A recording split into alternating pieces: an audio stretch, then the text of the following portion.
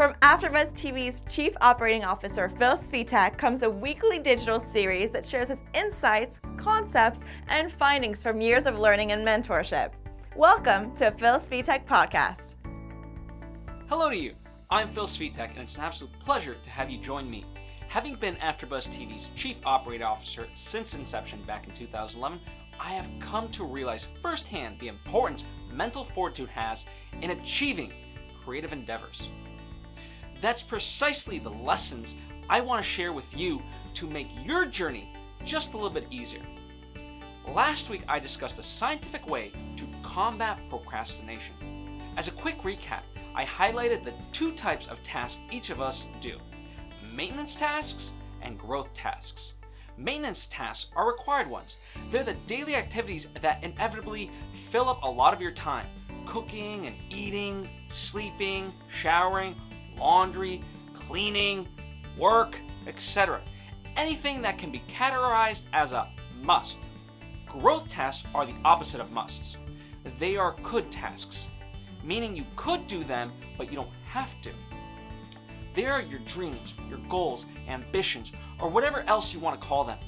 These tasks could help you earn more money, help society by inventing something useful or curing a disease, gain you notoriety, voice your artistic vision to the masses, and so on. Maintenance tasks are survival tasks, while growth tasks are ones that allow you to thrive in life. In the last lesson, I went into detail about how to achieve more growth tasks in your daily life. I highly recommend watching that lesson first, because this lesson in essence is part 2 of that lesson. It's not fully required, but it will make more sense once you have the full knowledge of that lesson. A link is provided for you down in the description for your convenience. Anyway, this so-called part 2, I wanted to strictly focus on maintenance tasks. This is because I know a lot of artists, including myself, sometimes struggle just to survive, metaphorically speaking, of course.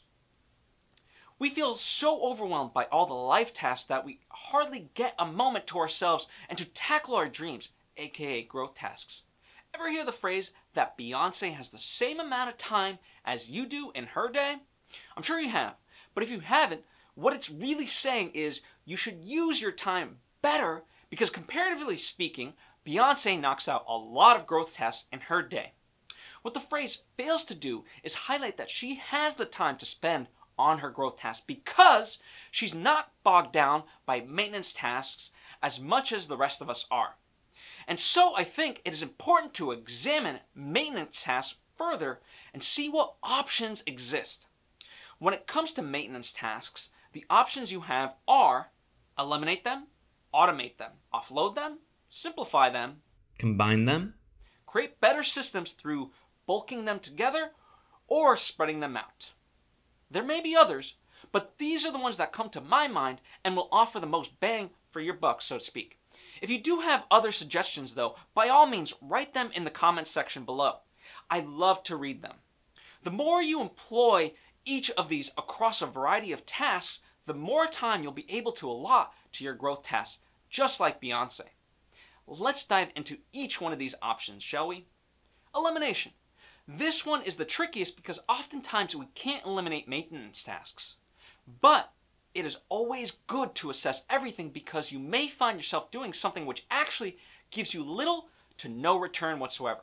What I mean by this is, let's say you run an online store and one day you look at your sources of revenue and notice that you spend a lot of time managing your Amazon store when you only get about 1% of sales from Amazon versus your website.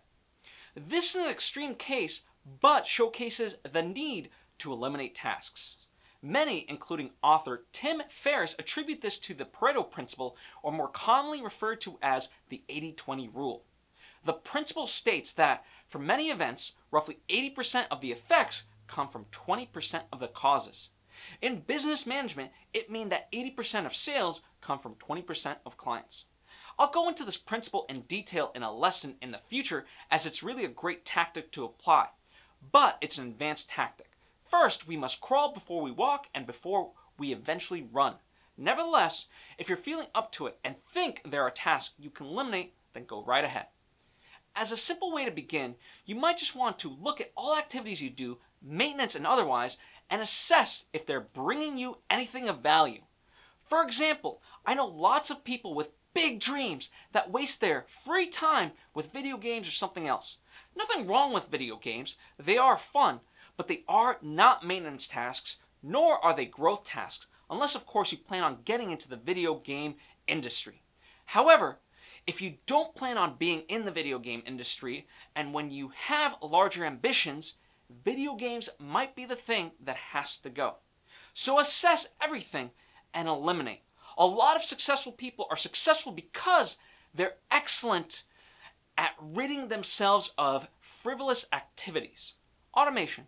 This option for me is the ideal. For those that have seen many episodes of mine know that I often point to my dog feeders as a form of automation. The dog feeder dispenses dog food to my dogs at the time they need to eat, and I don't have to worry about anything else. What's wonderful about today's day and age is that there's so much technology to help us with our daily tasks. You can look at a dishwasher in the same way as this. It washes your dishes for you. But there are advanced forms of this. For example, most businesses in the past used to create KPIs, key performance indicators, by hand. Now with software we can automate the reporting.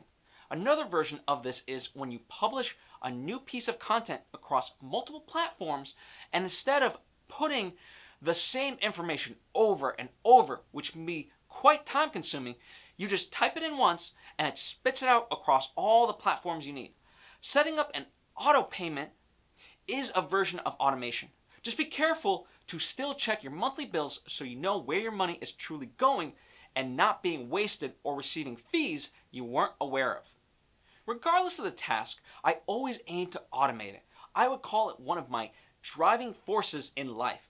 How I go about this is just a simple internet search. If I can find something for cheap, I at least try it. I suggest the same to you. You'd be surprised at what's available in today's modern society. Offload. What this means is you pass on a certain task to someone else. For example, a gardener who comes in and mows your lawn and trims your bushes is a form of offloading a task. Other examples include getting an editor to cut your videos for you, hiring an assistant, an accountant, etc.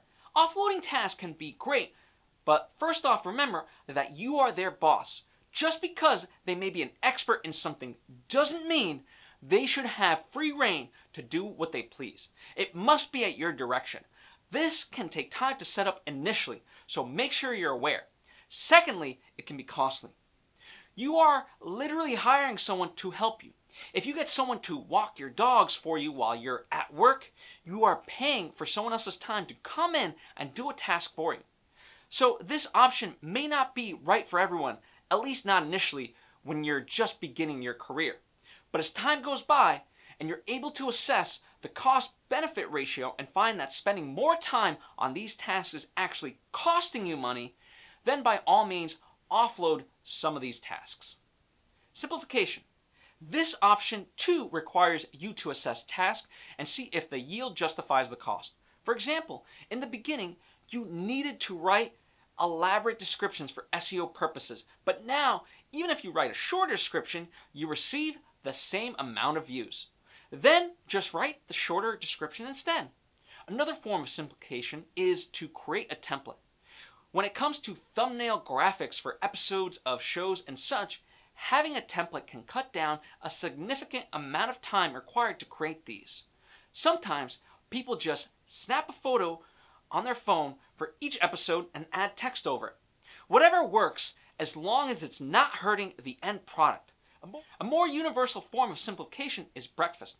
Many successful people I know eat the same thing for breakfast because it keeps things simple, from shopping and cooking. Challenge yourself to find all the ways you can simplify your life. Combine some. This is a very easy form of easing your life.